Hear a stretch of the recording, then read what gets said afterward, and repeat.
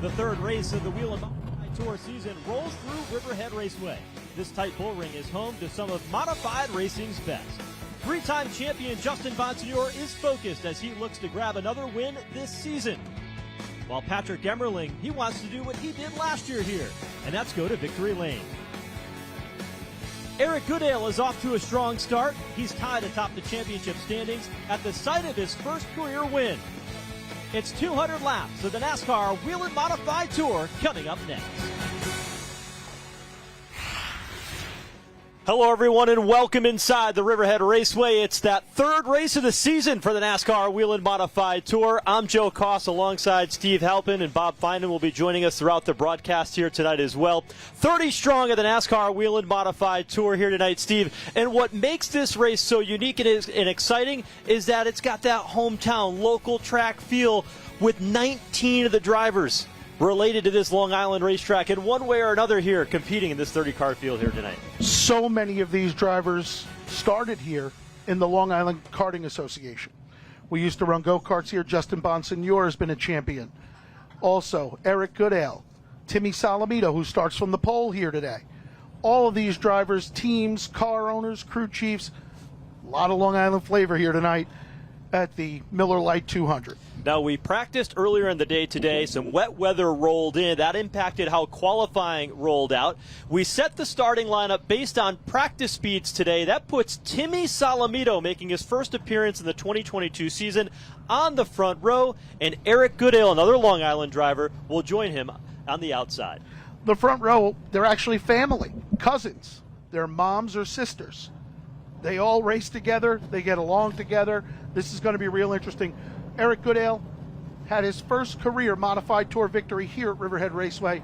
Timmy Salamito, countless wins here between weekly competition and Modified Tour competition.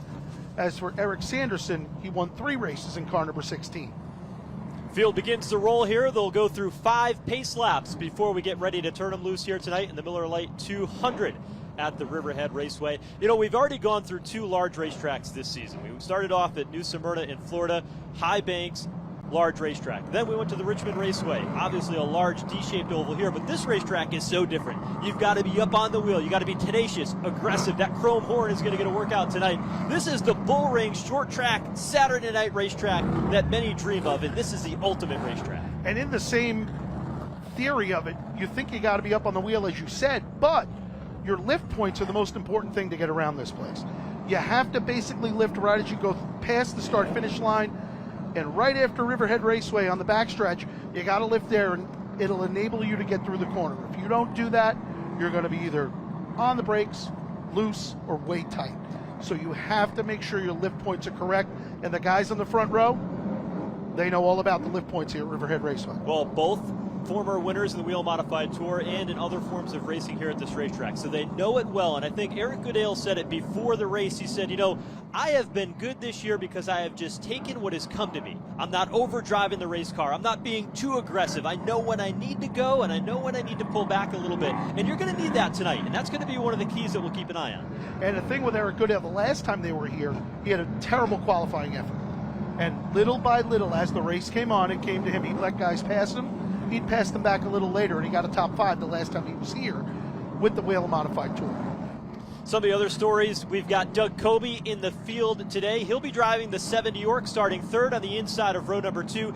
Now, Jimmy Blewett was slated to run this race car. His daughter came ill with an illness. They decided that they were going to take care of her, Kayla. We certainly send our best wishes and prayers to her and the entire Blewett family, but it put Doug Kobe in this race car for the first time this season as he makes his first appearance this year. Steve, the lights on the pace truck are out. That means we're about ready to go racing here with the Whelen Modified Tour in Riverhead. Strap in, folks. 200 laps for the Miller Lite 200. Led around by Timmy Salamito to the inside and Eric Goodale to the outside. Green flag flies, and Salamito quickly out of the gate. He'll take the top spot.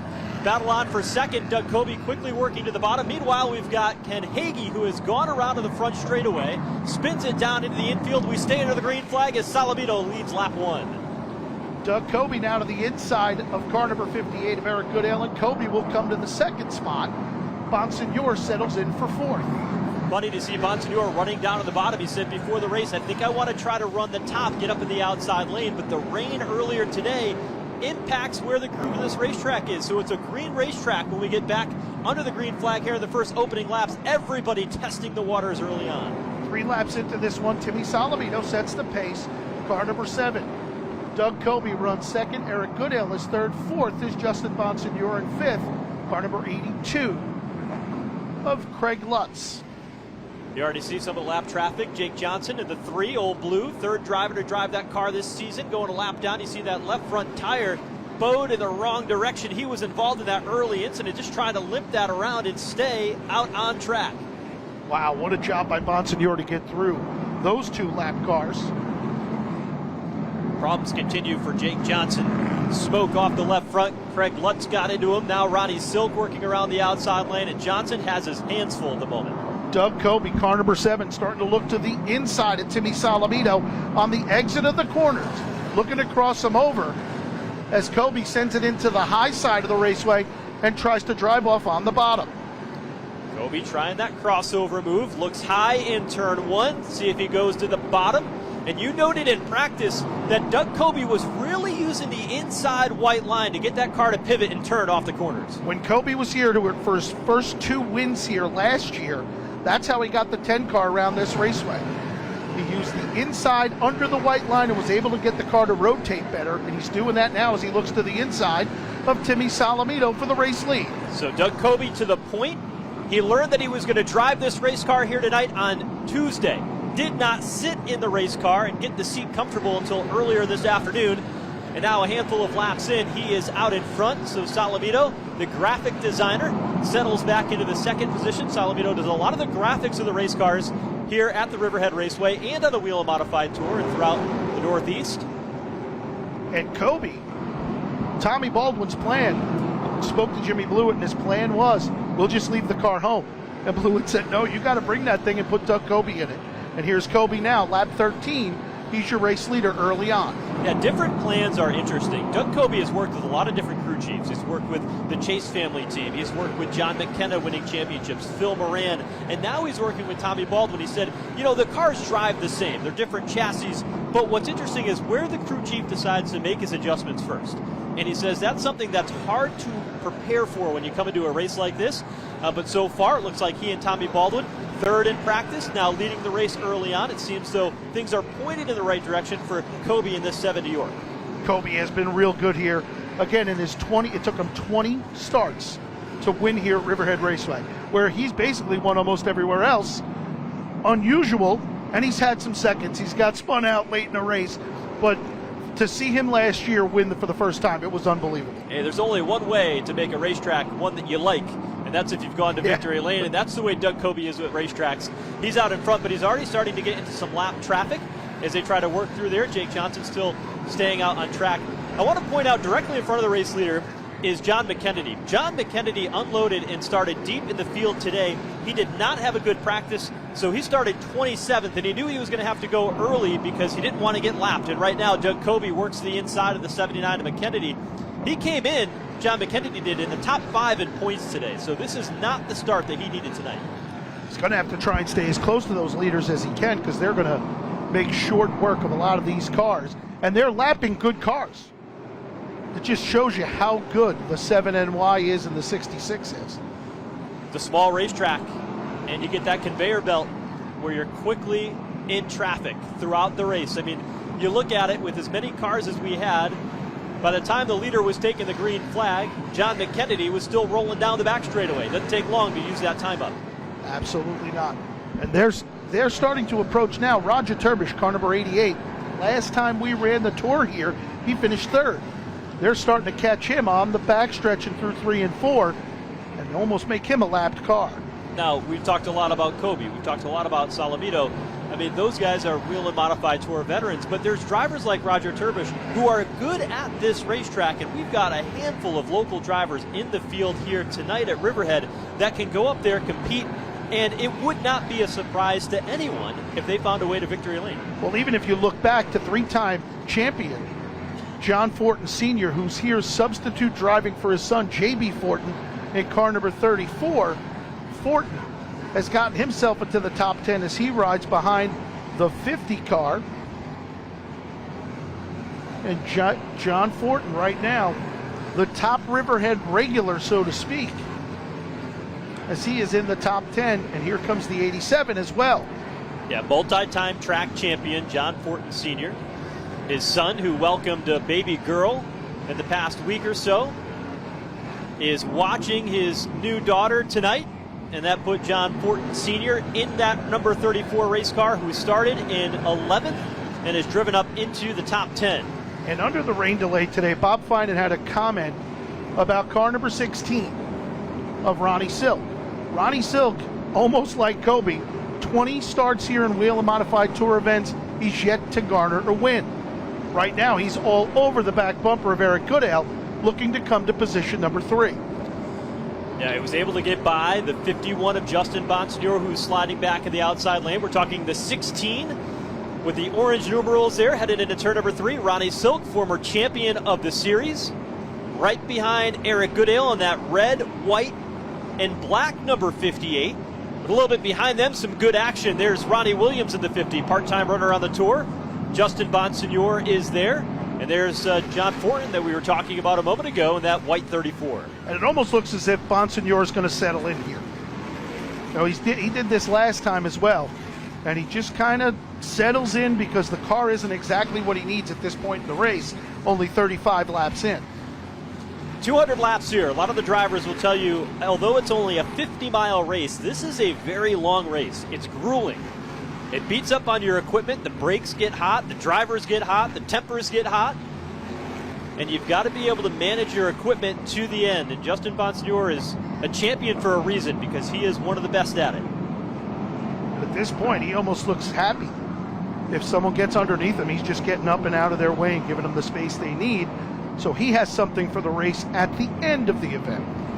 The last couple of seasons, they've laid down the PJ1 traction compound here at the Riverhead Raceway, and Justin Bonsignore second on the all-time win list.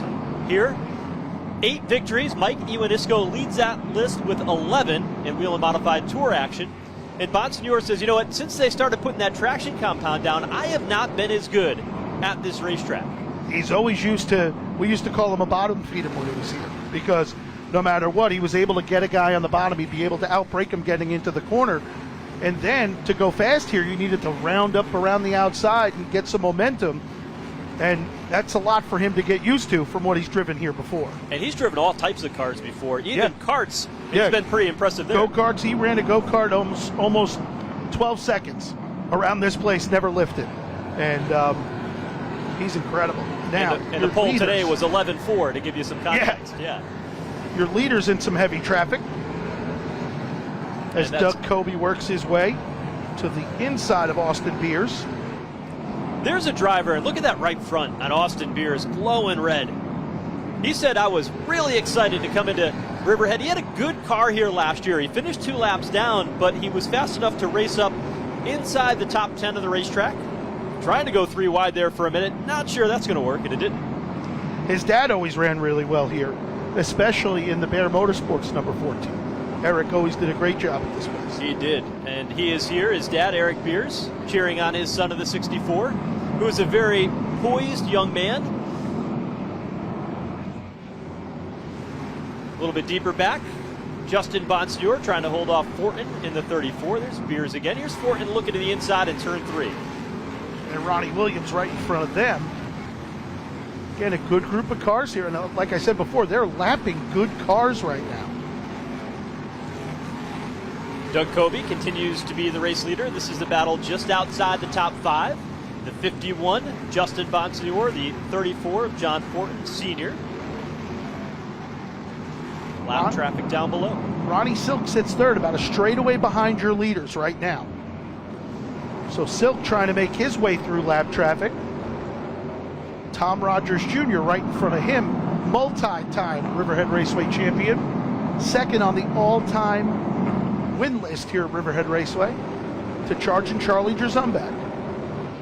Yeah, some of the best modified racers have come from this part of the country and have really made their name in the record books of open wheel competition. Such a hotbed for open wheel racing.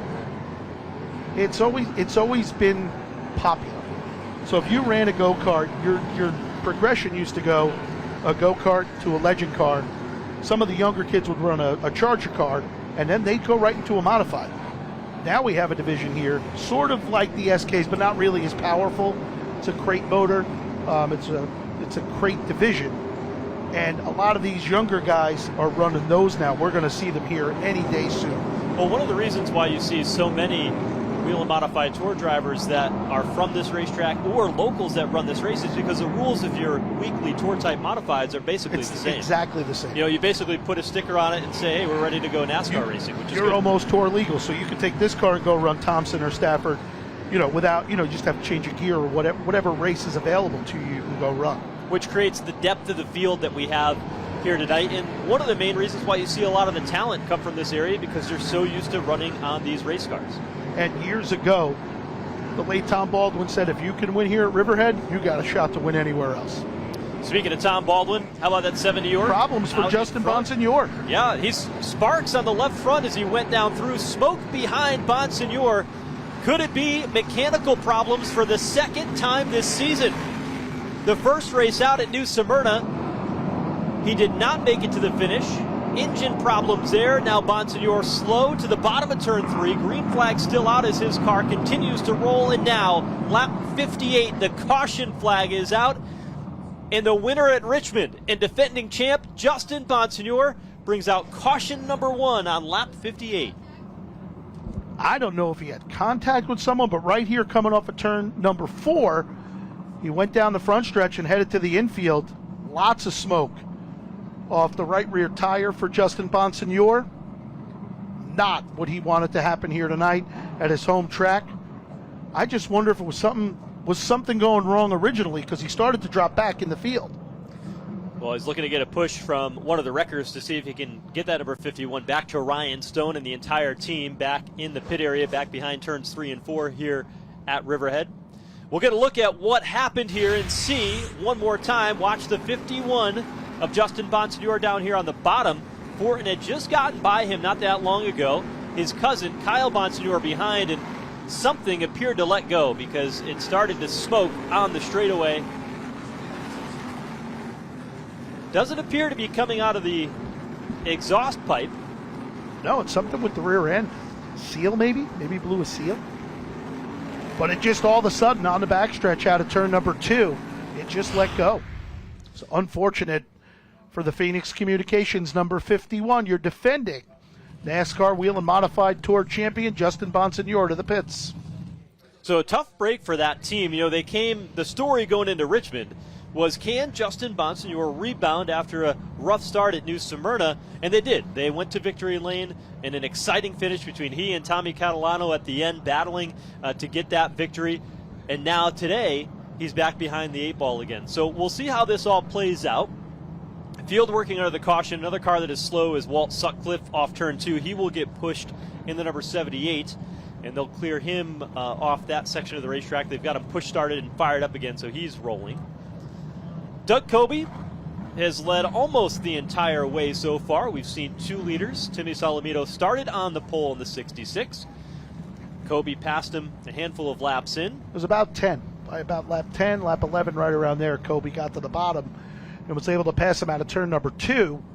And Salamito's still right there. He's not letting Kobe get away, but the 2 of them had separated themselves by quite a few cars from your third place car, the 16 of Ronnie Silk. And then the 58 of Eric Goodale and John Fortin running in 5th at the moment. Timmy Salamito spends a lot of time at the racetrack here in Riverhead on Saturday nights, and while talking with him in the pit area earlier today, driver after driver after driver was coming up saying, how should I adjust my car? Should I do this with the shocks? Should I do that with the shocks?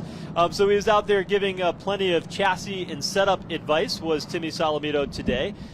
But of course, he is in the graphic design business and spends a lot of time here at the racetrack servicing the customers that he has here with their logos on the race cars. Plenty of cars. And aside from that, he also does shirts, jackets, hats, everything. And he basically caters to the racing community. But he says he makes his money on other customers. But he 20 wins here at Riverhead Raceway, 3 of them NASCAR Whelen Modified Tour victories for Timmy Solomito, and he won a bunch when he was young. He's still young. And he runs second at the moment in that 66. Good to see him in the family car running here tonight at his home track. Third place driver, you've talked about him, Ronnie Silk. Height you know in racing, this is a new operation on the Wheel Modified Tour, but Ronnie Silk had been running a handful of races for the team over the past couple of years. They've teamed up with now Phil Moran, who was Doug Coby's crew chief when he won those string of championships over the past couple of seasons. And the 2 races here last year. And the 2 races here last year. And I was going to mention that while you were talking about how strong Ronnie Silk looks today, because Phil Moran knows how to get a car around this racetrack. He hasn't always had the best luck here, but it looks like he's got a pretty good package he's put behind Ronnie Silk tonight. He's actually taking his time to come through here because he's much faster than where he is. Like, he was starting to lap cars, but he'd wait a little bit as opposed to wearing his car out trying to get to these guys who currently run first and second. Silk is now right behind him, and this should be interesting on this restart. You talked about finesse earlier on. Ronnie Silk, he always went by the name Smooth as Silk, right? And that's because he is so good at conserving, at knowing where to get every ounce of speed out of a race car without using it up. And Ronnie Silk's good at that. That'll serve him well here tonight if he can keep a clean wheel. I would say Ronnie Silk has probably had 4 weekly racing series starts here. He's won twice. 1 for Bill Park and 1 for Eddie and Connie Partridge. So Silk, he likes this place. He can get around this place. He just needs to catch a break. And right now, he's to the 3rd spot, and we're getting ready to restart this thing. Field doubled up. They roll down the back straightaway, getting set to turn them loose here one more time. We'll have 67 laps up on the board of 200 when they come back to get the green flag. Safety truck is in. Top of the flag stand, Bob Slade throws the green flag, and we're back underway. Coby to the inside, Solomito up top. Timmy Solomito with a good run on the top side of the raceway as they head down to turn number 3. Solomito edges ahead up there in the outside, rolling the top with momentum. We thought it might come in, but Coby sends it in on the bottom and runs him up a little bit off turn 2 to try to stay out in front. All meanwhile, the 16 of Ron Silk sits there in the 3rd spot, watching what's going on. Caution flag back out. 78 of Walt Sutcliffe is spun to the inside of turn 4. I'll bring out our 2nd caution here, lap 69. Interesting here as the race goes on, as the top for Solomito seemed pretty good on that restart. Wonder if that's starting to come in here.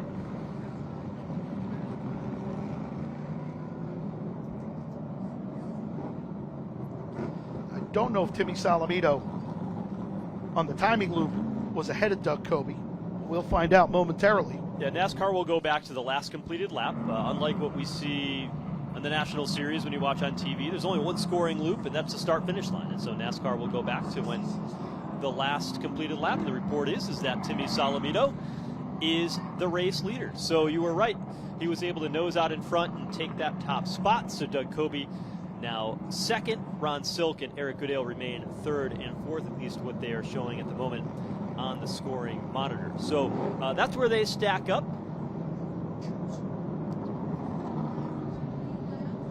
Another driver that comes from Long Island is the 82 of Craig Lutz. And Craig Lutz from Miller Place, New York, in the number 82, running 5th at the moment. What's interesting about that, though, is he didn't really spend a ton of time racing here. His father ran a late model here and won a late model championship, but every week he was just in all sorts of stuff. They ran him rough, but he still was able to win the championship, and he said, my son's never going to run here on a weekly basis. So they went to Waterford, and he did an excellent job there. And now he's starting to run here a little more. Getting ready to go back under the green. Here they come. Green flag is out, and Solomito fires off in the inside lane, trying to clear Doug Coby off turn 2. Can't quite get it. 3 wide for the lead as Silk looks to the bottom of 3. Ronnie Silk starting to put pressure on your front duo. Coby now on the outside in car number 7 NY. Tries to come by Timmy Solomito as he did on the previous restart. 75 laps down this time by. Here comes Doug Coby. Coby to the lead in the 7 NY. Clears Solomito off through, and the caution is out. We've got one around off turn 4. John Beatty, car number 5. Just a couple of years ago, he and Justin Bonsignore in a titanic battle here for the win as Bonsignore spun across the start-finish line. Look at the bumper as it goes by, the rear bumper. I think he might have they got a little bit of help. I think someone got him. There's no denying that. Unfortunate for Beatty, but again, we're only 76 laps in.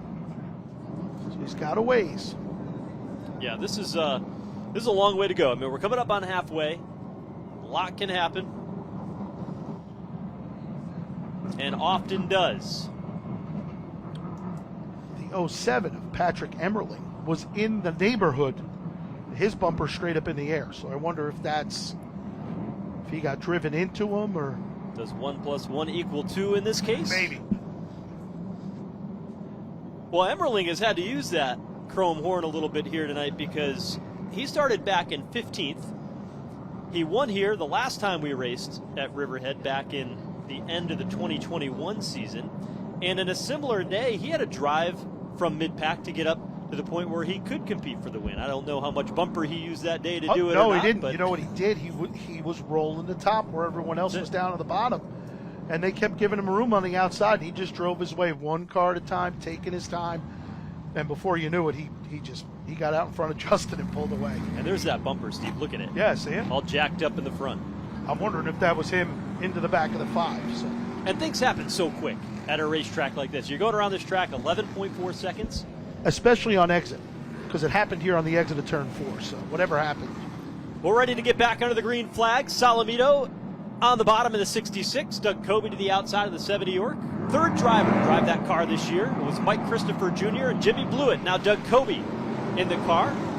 Ronnie Williams gets shuffled out of line mid-pack in the 50. They're 3 wide, deeper in the pack off turn 2.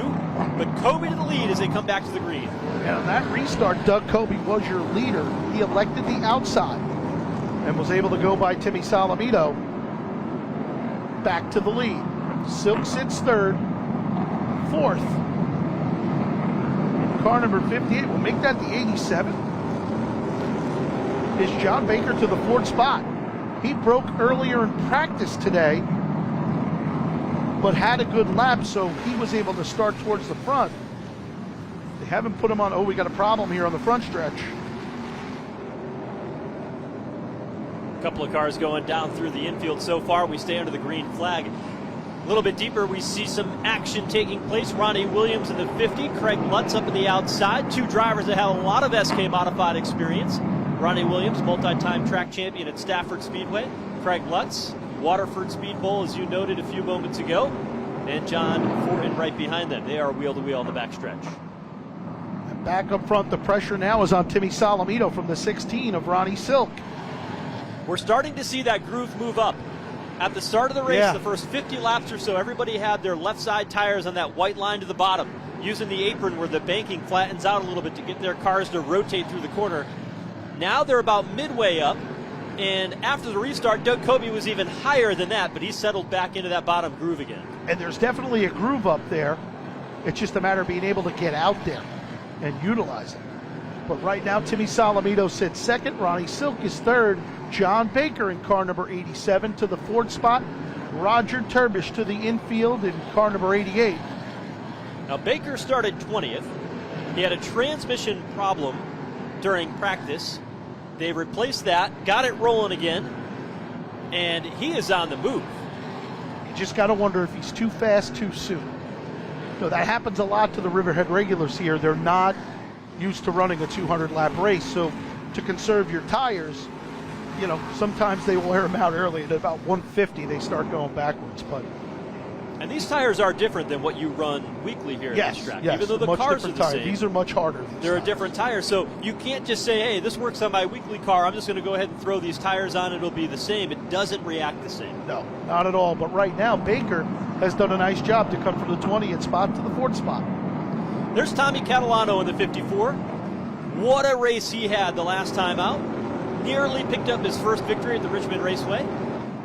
Got into a jingle with some lap traffic late in the going and just struggled to navigate it. I said, Tommy, if there's anything you could do different in that race, he said, you know what? I just need a little bit more experience in working through that lap traffic. You know, I used my stuff up early when Justin Bonsignore caught me. but I just needed a little bit more practice of working through some of that lap traffic. But boy, what a day that team had. We talked to Eric Goodale, the championship point leader. He's tied with Tommy Catalano at the top of the standings right now. So 2 drivers right there that are starting off their season better than they ever have in their career. And I don't know if you remember the first time Tommy came here. He almost knocked the wall down in qualifying. He had no idea what he was on. And to watch him do this right now in front of Kyle Bonsignor, who started here in a go-kart, but to see him race right now, what a job by Catalano and that entire team, and his win is coming soon. It is. It certainly is. Kyle Bonsignor started here in a go-kart, but he really didn't race here all that much. His family moved down to North Carolina. He ran super late models, ran in the Pastor for a while.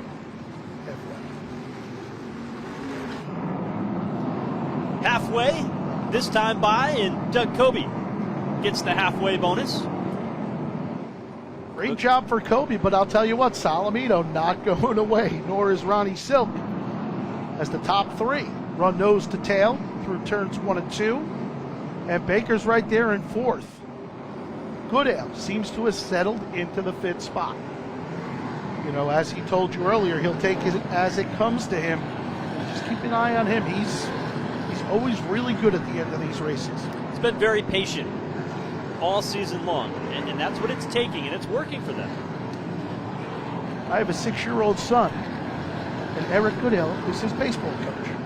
Yeah. Yeah, not calm though. Not calm at baseball. Oh, he's not calm at baseball. No. Well, he said one of the things that he thinks he's doing well this year is he's being present. Yeah. Right? And he says, I'm not worried about racing all week. I'm worried about what I'm doing that day. And maybe it's baseball, maybe it's something else, but he certainly stays on it. Meanwhile, up front, how about Doug Kobe? He is in the middle of lap traffic. They took him 3 wide while you were watching. Kobe to the inside now, trying to skate his way through, getting underneath Dave Zapienza. That has allowed everybody to close right in. Salamito, Silk, right there in the top 3. And Kobe will get some clear raceway here for probably a few laps at least, but then the cars are single file. There's not a large group of cars out in front of them. So Doug Kobe, if he can stretch his lead, now's the time he's going to do it. A little bit of breathing room for Doug Kobe. The first time he's had that in about 25 laps or so. Let's see if Silk, with a little bit of open racetrack, can start to track down the 66 of Salamito. He had done it earlier, but now Salamito looks like he's starting to pull away a bit. Here's Emmerling, started 15th. And here he comes. And he is charging. The time is now 109 laps complete. And Emmerling starting to work his way through the field.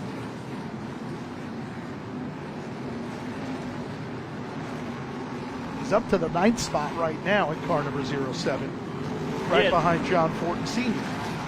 Emmerling, who now is a part owner of a NASCAR Xfinity Series team, had a Richie Evans throwback paint scheme for the race at Darlington Raceway as part of the NASCAR throwback weekend. And a lot of modified fans were very excited to see that.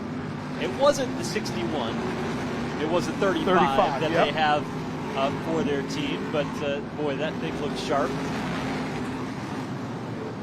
That was originally done, that paint scheme, at New Hampshire on Bob Garbarino's car and Tommy Baldwin's Cup car. And they originally did that, and those guys took that paint scheme and put it on for Darlington. It looked great. It was such a great idea to do it again. So I'll look at Eric Goodale running in 5th, now back up to that 2nd and 3rd place battle. Gary McDonald in the 26. He'll go to the inside. Salamito outside along with Ron Silk. And look at the lead that Kobe's now built up in car number 7. He's got about a half a straightaway on them and plenty of room in front of him. So if they start to battle, he'll pull away even more. 117 laps into this event. So watch Silk now. He's stepping up to that outside lane. He's starting to search a little bit. Salamito's content to run the bottom, but Silk is working high, diving low off the turn to see if he can gain a little bit more traction and put a wheel to the inside of Salamito. Salamito, though, with a strong run here today. For a guy who hasn't run yet this year, he's doing a great job. He lost a bunch of weight, too. He looked good. He lost like 25 pounds, yeah. Yeah. Said he had to get ready for this race. The high mark, number 66. Silk looks awful good here, though. I just don't know if he's going to wear that out trying to get by Salamito.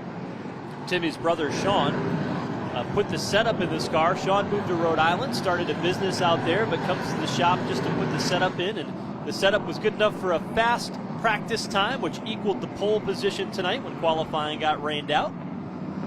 And he's backing that up 100% here, 122 laps into this event. But look at Baker in the 87.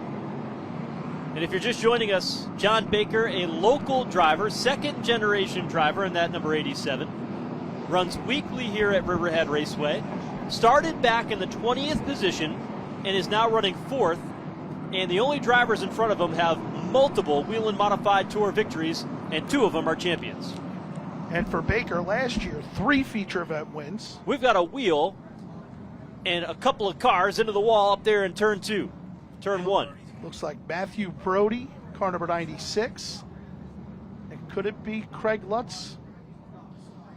It is Lutz. It's Lutz and Matthew Brody. In the 82, Matt Brody in the 96. And the red flag is out. Right here at lap 125. So the 4th caution on lap 125. Red flag is out for an incident in turn 1 between the 96 of Matt Brody and the 82 of Craig Lutz, who went into the turn 1 wall. We're going to look at what happened here to bring us under the 4th caution. There's Brody in the 96 of the outside. Lutz comes to the bottom off turn 4, and the 2 came together, and the right front wheel off of Lutz's car went bouncing up into the catch fence. They came together. It was slightly out of frame, but they came together as they were on the straightaway. There's Craig Lutz walking away, and Matt Brody out of his number 96 as well. So good sign there. Both drivers up walking away to our safety team.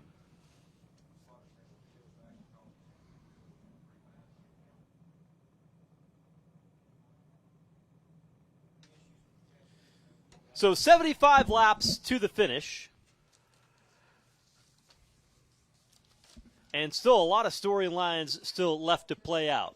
Can Doug Coby hang on and continue the dominance here that he's seen over the past couple of years, or the past handful of races even here at Riverhead? Last couple of years, he's been one of the better cars here.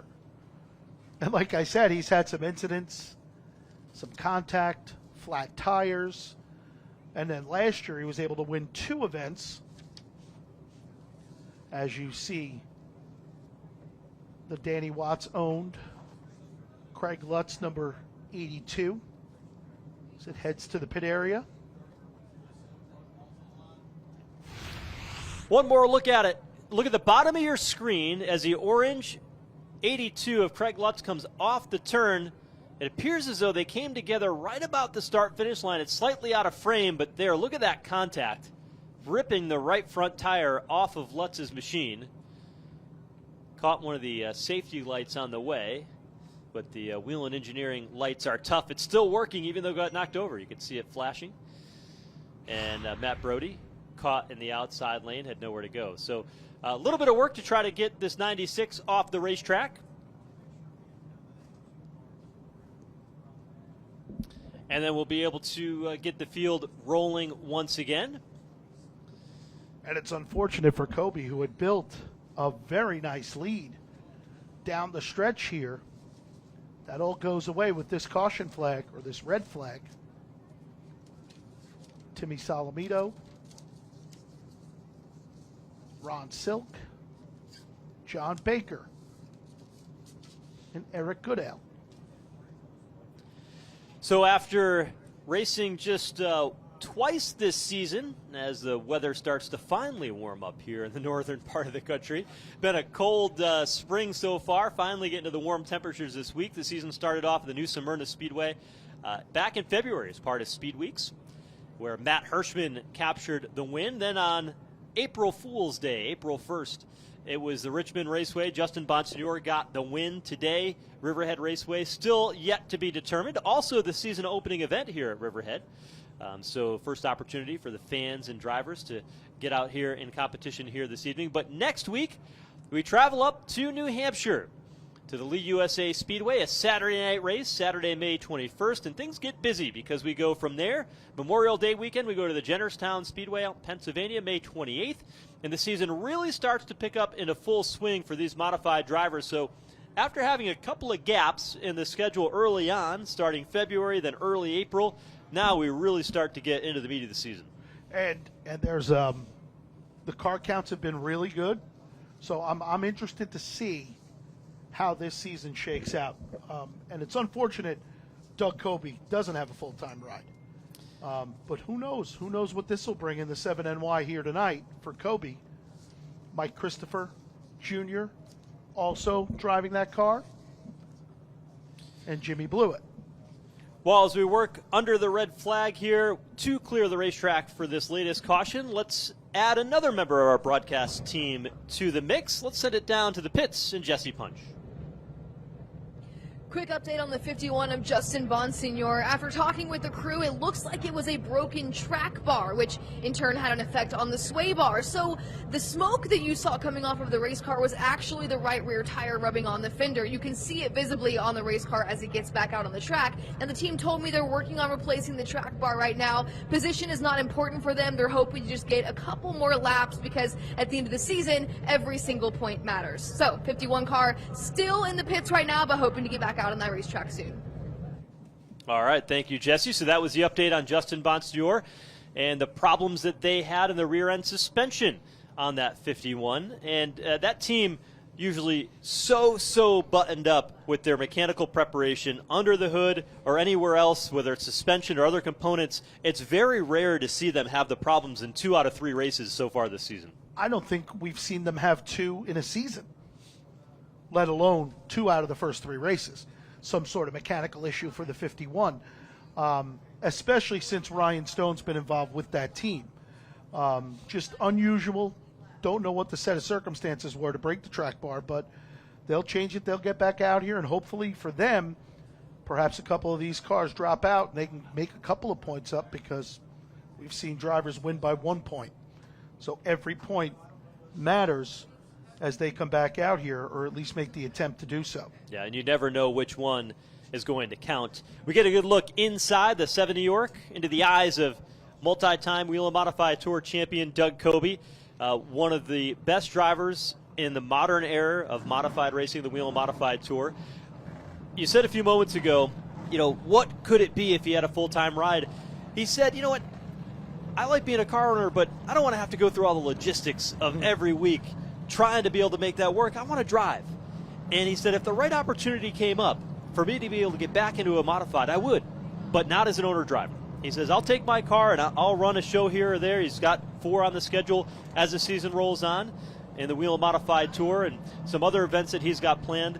But he said with the right opportunity, I'd certainly get back on the tour to be able to go out and accomplish more and add to his storied career. So it's maybe not out of the question yet. It looks like maybe 2022 might be a little hard for that to happen. Now 3 races in, just making his first appearance, but he's not done yet if the opportunity arises. I don't think he would be, and I also think it would have to be the right opportunity for him. He's not going to get in a car because there's an empty seat.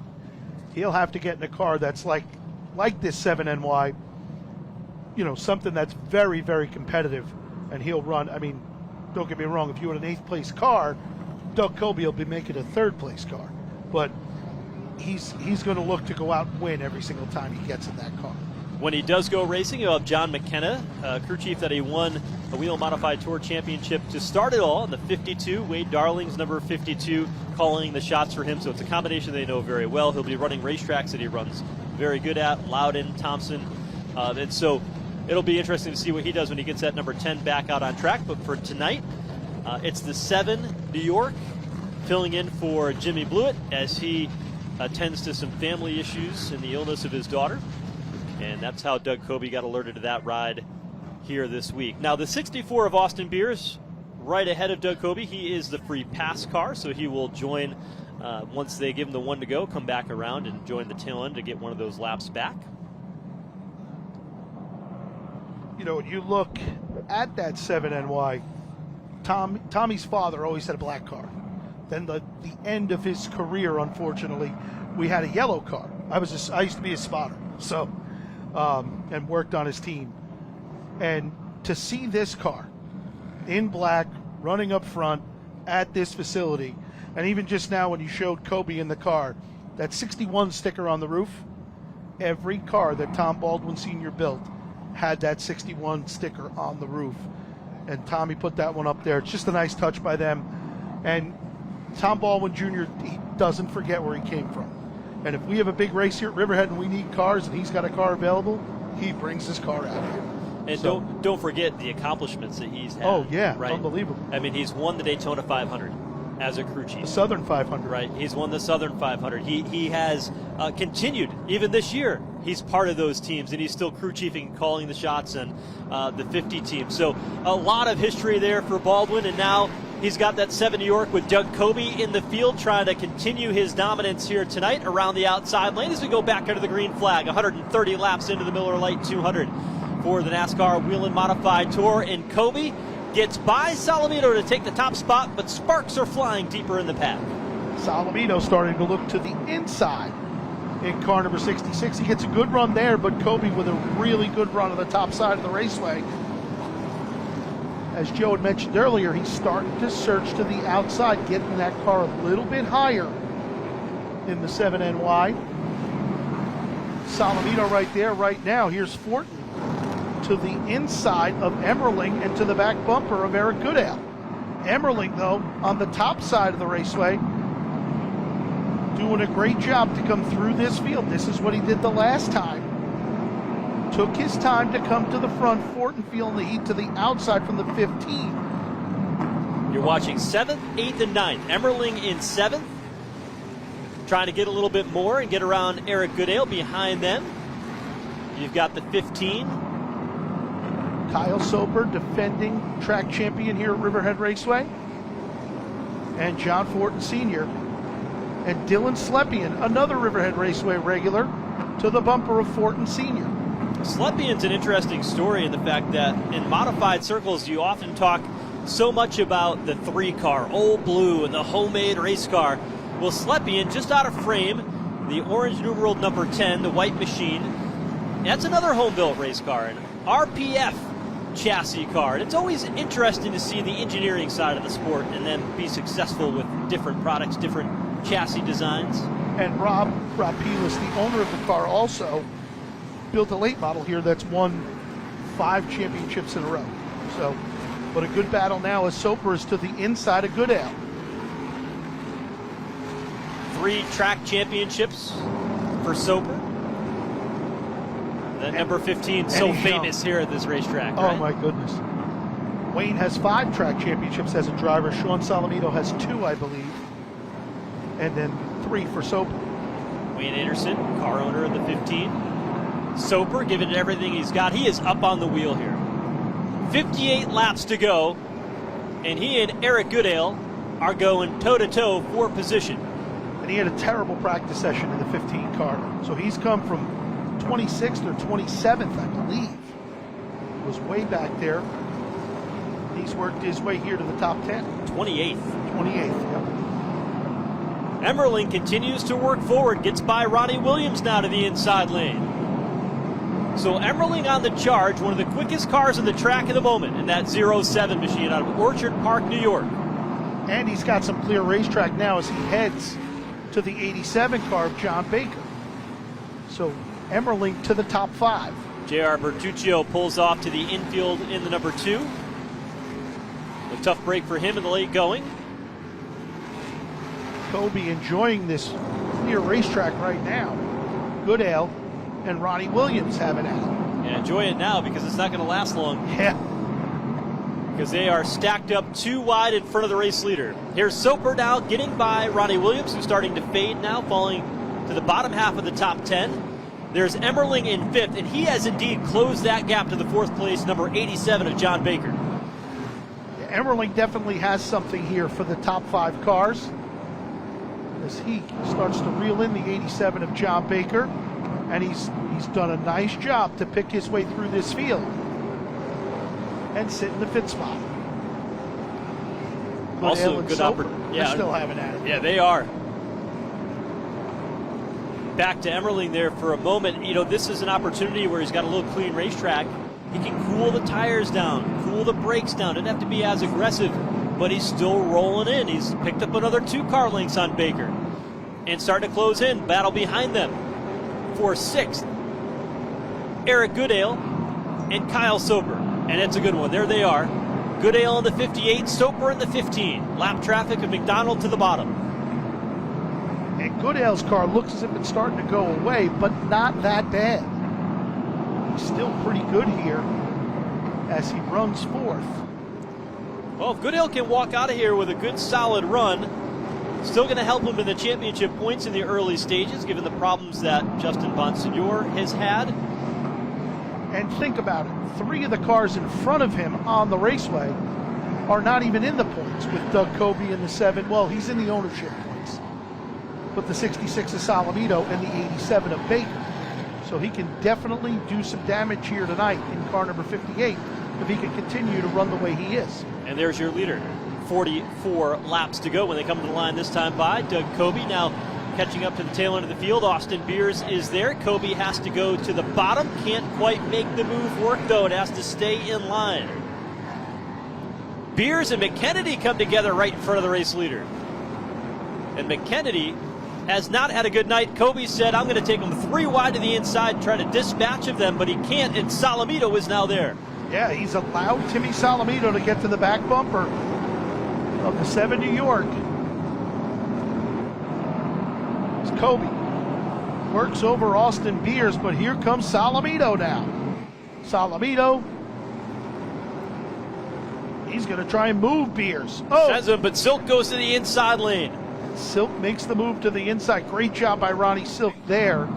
And here's Baker now looking for 3rd. But as you can see, as they do their thing, Coby pulls away by about 7 or 8 car lengths. But that did allow Patrick Emmerling now to close right in on the 87 of Baker, who's got a little bit loose off the turn that time, trying to get underneath Austin Beers, who's given the leaders a handful here as he tries to stay on the lead lap and try to get that free pass one more time.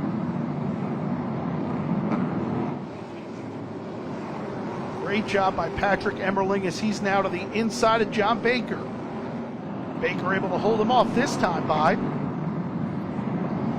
And as Emmerling's right there. As we get towards the end, you start seeing a little bit more contact, a little bit more aggression, less patience out on the racetrack.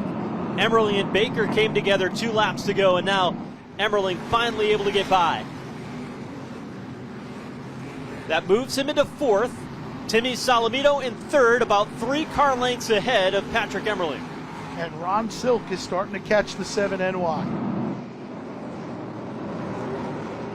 Silk cleared Timmy Salamito and has worked his way to the 2nd spot as Coby is behind Ken Heggie, trying to get by him. His next challenge, John Fortin Sr. and Tom Rogers Jr. And they are side by side at the line while the race leader tries to snake on through. Silk, though, has not been able to take advantage of that. I would have thought that with Doug Coby mired in 2x2 lap traffic ahead of him, that Silk would have closed in, and he wasn't able to do so.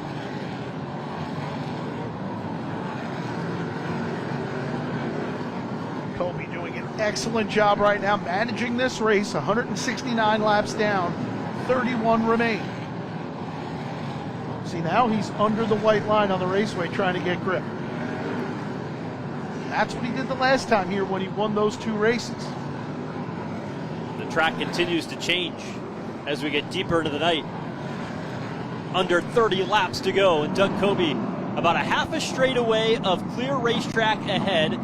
Ronnie Silk now right behind, but the battle continues to rage for 3rd. Timmy Salamito in the 66, and Patrick Emmerling is closed in, now only a few car lengths behind as he continues to press forward, but the stopwatch is starting to click faster and faster, and time is running out for Emmerling to get up to the front. Emmerling also using the apron of the Raceway to get that car to rotate through the corners in car number 07. As Salamito goes around John Fortin Sr., as does Emmerling. As a spotter, you would know the challenges of keeping an eye on your race car on a track like this, that things happen so quick, but also trying to communicate and relay that information of what the fastest cars on track are doing, the Dick Cobys of the world, the Ronnie Silks. And you can see it here, Emmerling using that same strategy on the bottom of the Raceway. He's got half the car under the white line. Lap traffic slowed his momentum that time. That's twice that he's pretty much gotten a run on Timmy Salamito and had to back off. As Cobie has maintained his lead in the 7NY. You can see how deep Patrick Emmerling is driving down into the turn. And he was paying the price on exit. This time he's a little bit smoother on entry. Follows in the tire tracks of Salamito, but now he tries to cut underneath on the front straightaway. Doesn't quite have position. Salamito starting to roll the high side of the Raceway here, and it's actually helping him hold off the 07 of Emmerling. You can see the right front brake rotor glowing red just a bit on that 07 of Emmerling. 20 laps to go this time by Doug Cobie. Silk, they maintain about the same distance. Oh, contact! Chris Young Jr. into the 7NY. What a job by Cobie to save that car. Cobie able to hang on to it, 19 laps to go, so trouble for Doug Cobie, the race leader. Does that impact the handling of his race car? Ronnie Silk about a half a straightaway behind, 2 lap cars directly ahead, Tommy Catalano and Chris Young in the 49. They are in a side-by-side battle, while Ronnie Silk tries to track down Doug Cobie. Is anything wrong with that 7 New York? Or can he continue on with the speed he had throughout the duration of this race? He got him in the bumper. He didn't really get him in the wheel. So I would think, but Cobie had that slide between 3 and 4, and you wonder what that did to the tires, or very little tires that he had left. Right behind them, though, Ronnie Silk is starting to get impatient.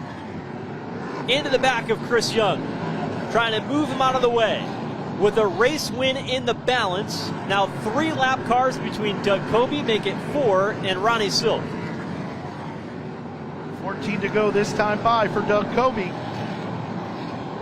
Emmerling is now closed into the back bumper of Silk, as Silk got caught in that lap traffic side-by-side battle. So Emmerling up to 3rd, see if he can get Ronnie Silk for 2nd. What a ride for Patrick Emmerling in car number 07. Cobie, clear racetrack right now as these lap cars hold up the guys trying to catch him. Cobie has a straightaway lead over this battle for 2nd. Emmerling in lap traffic, looking to the inside of Ronnie Silk. Puts a wheel to the inside off 4, to the line.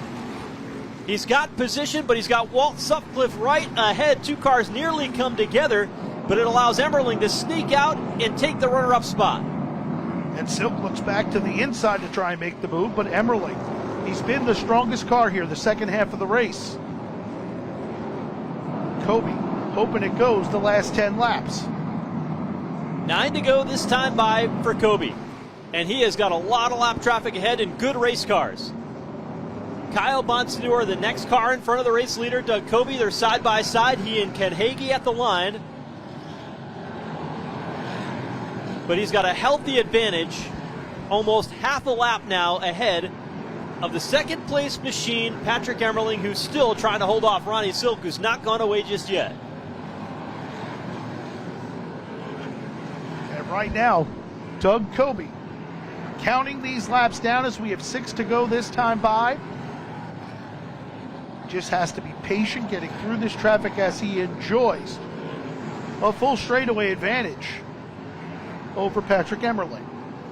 What a win this would be.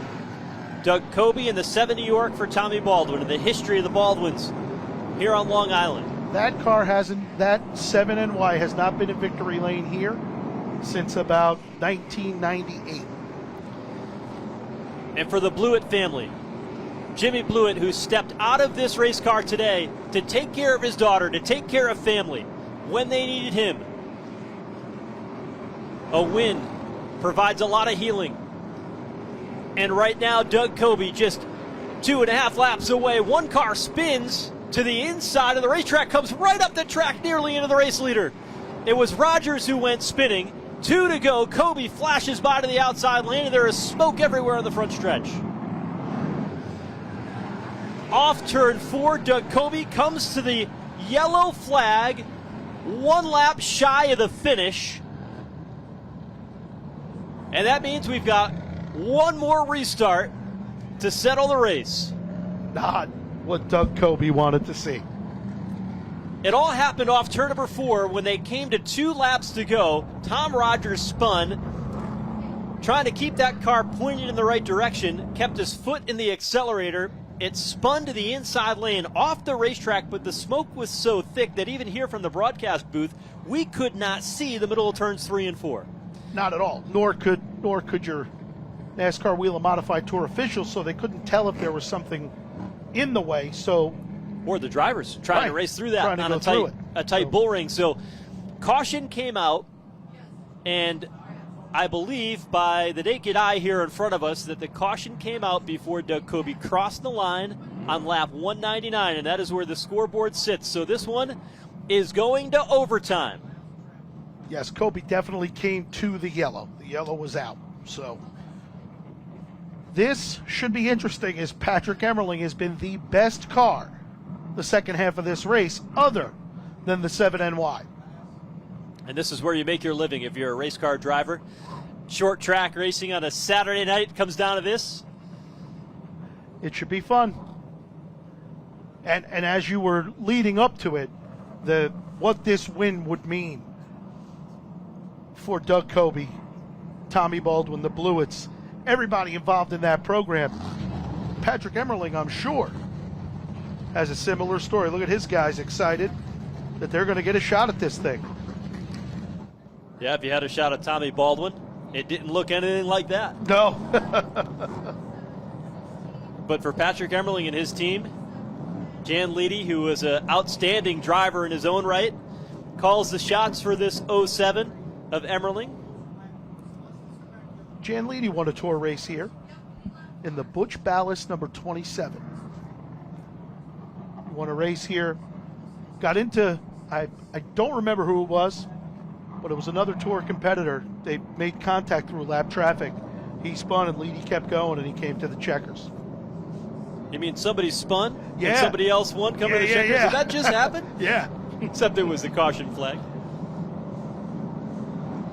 So working on getting the lineup all set at the moment before we turn them loose one more time. Looks like Kyle Bonsignor will be the free pass, and we'll have the opportunity to come back around and get one of his laps back. The field just about getting all sorted out here. Well, we're glad you joined us here tonight on Flow Racing, because this is going to be a good one. We're glad we made it this far. We didn't think that we were going to get this one in here at some point today. It rained for a good 4 hours or so, and track drying efforts. Excellent job by the entire track crew here at Riverhead Raceway to be able to get this race in. They ran one feature event prior to the Whelen Modified Tour race, and they've got a few more to go here tonight.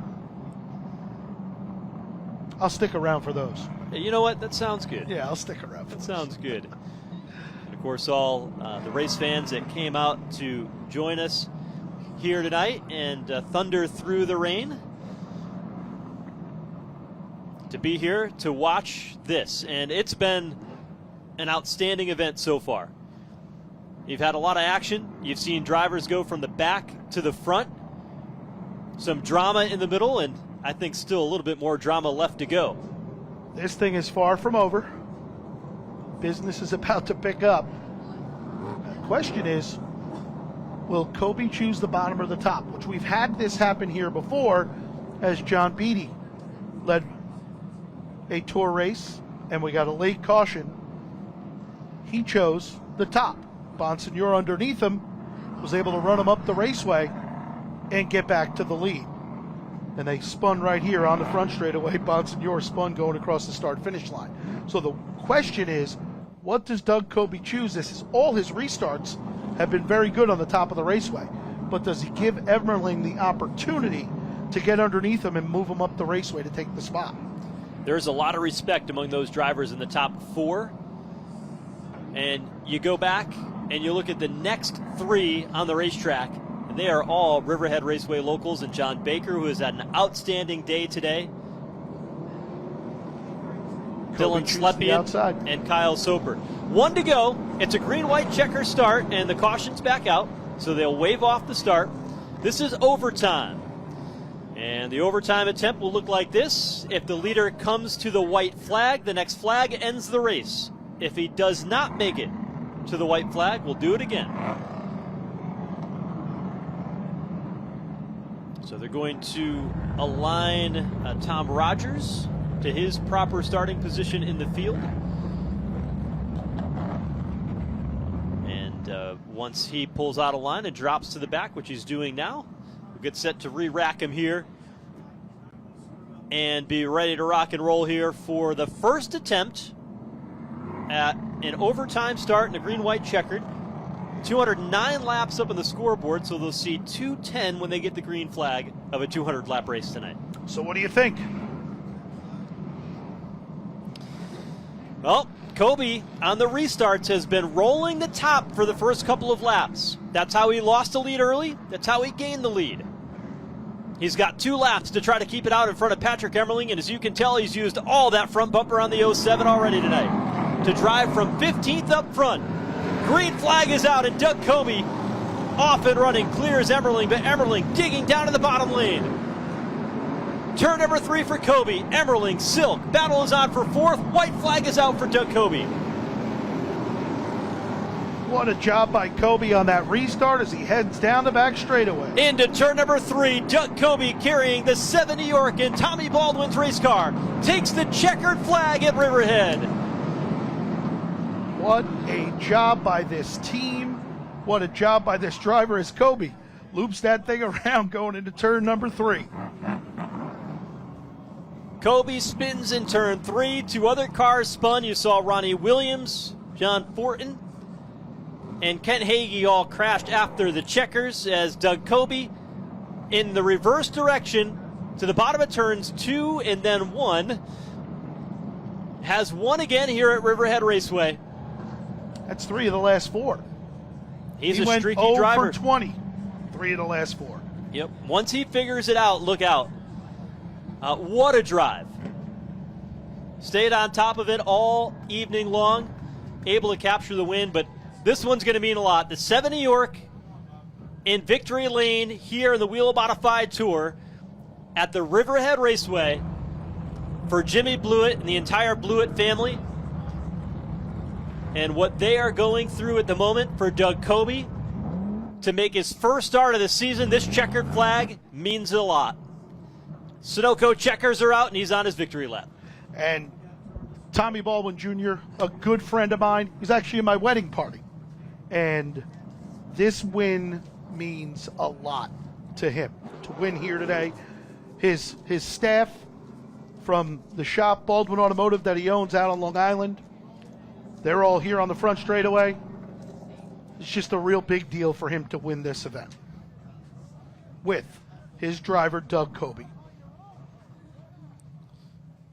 So Kobe has brought it down to victory lane here on the start-finish line of Riverhead. What an event for this entire team. Tom Baldwin himself, a 2-time Whelen Modified Tour winner here at this racetrack. And now Doug Kobe, a 3-time winner, will break that tie with the famous Tiger Tom here tonight with his 3rd win at this track. As I say, even to see the black car in victory lane. Tommy Jr. has done red, white, and blue. He had an orange one here one time. Just to see that black 7NY is unbelievable. It'll be the 32nd career victory for Doug Kobe. Let's go down to victory lane and hear from our winner. And in his first Tour Modified appearance this season, Doug Coby is back in victory lane. That was awesome. Doug, win number 3 here at Riverhead. Hey, Doug, how good does it feel to be back?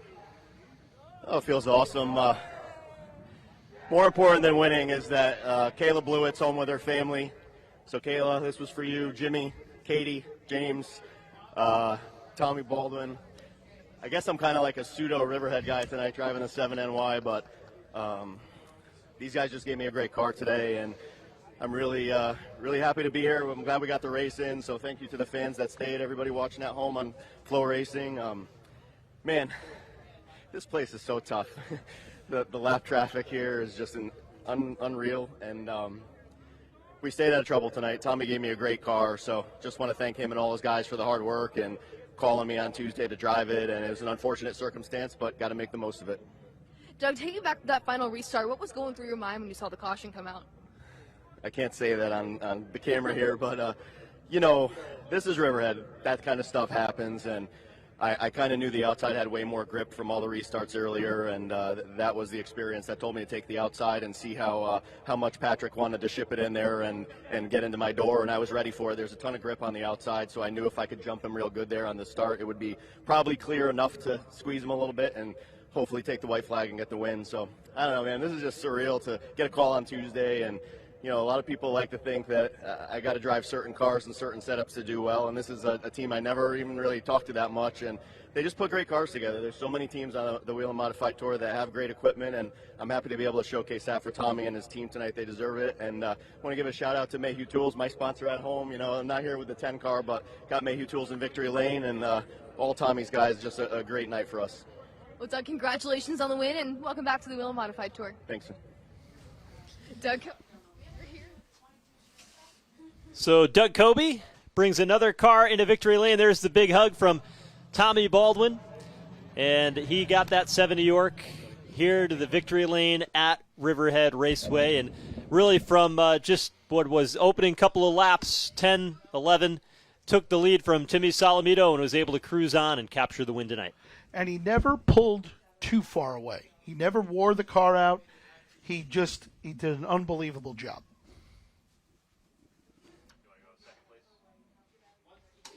All right, let's go and hear from more of our top finishers. Here's Jesse with Patrick Emmerling.